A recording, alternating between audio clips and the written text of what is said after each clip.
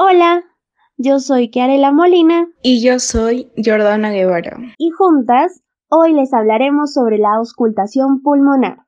¿Qué es la auscultación pulmonar?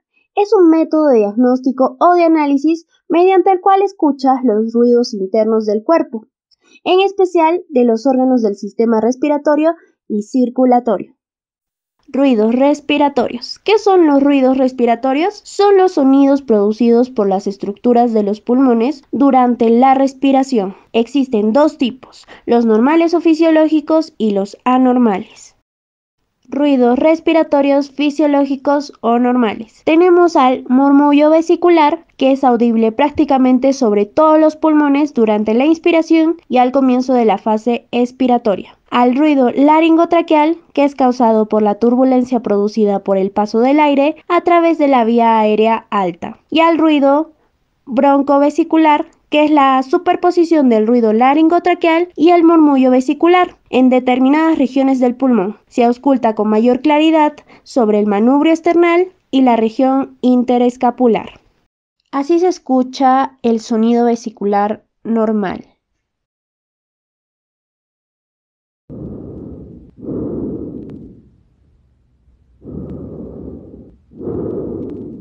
Los ruidos respiratorios anormales más comunes son los estertores, que son ruidos chasqueantes o burbujeantes en el pulmón. Se cree que ocurren cuando el aire abre los espacios aéreos cerrados. Los roncus, que son ruidos que parecen ronquidos y ocurren cuando el aire queda obstruido o se vuelve áspero a través de las grandes vías respiratorias. El estridor, que es un ruido similar al de las sibilancias, que se escucha cuando una persona respira y generalmente se debe a una obstrucción del flujo de aire en la tráquea o en la parte posterior de la garganta. Y las sibilancias, que son ruidos chillones producidos por las vías aéreas estrechas y a menudo se pueden presentar cuando una persona exhala.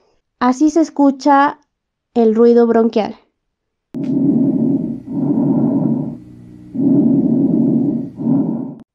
El estridor,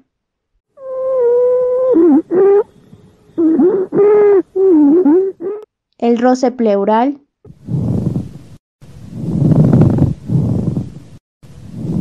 el roncus,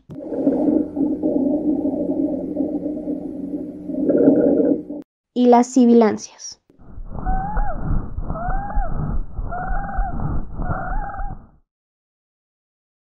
Para este método se utiliza el estetoscopio. El estetoscopio tiene dos campanas.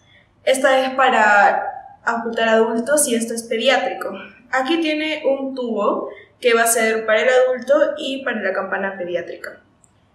También tiene un tubo donde fluye el sonido y están los auriculares. Para las posiciones, la más frecuente y común es sentado, ya que cuando uno va a un consultorio siempre hacen en esa posición la auscultación pulmonar. También la ideal es la posición anatómica. También está la de cúbito supino y la de cúbito lateral izquierdo. Para la auscultación se tiene que hacer en un lugar sin ruido para principiantes porque van a confundir un ruido con otro. Pero con la práctica esto va a cambiar. Bueno, también se tiene que descubrir el tórax del paciente para que no haya una fricción con la ropa, para que no se confunda un ruido con otro. En cambio, si se tiene descubierto el tórax, se va a escuchar con mayor claridad.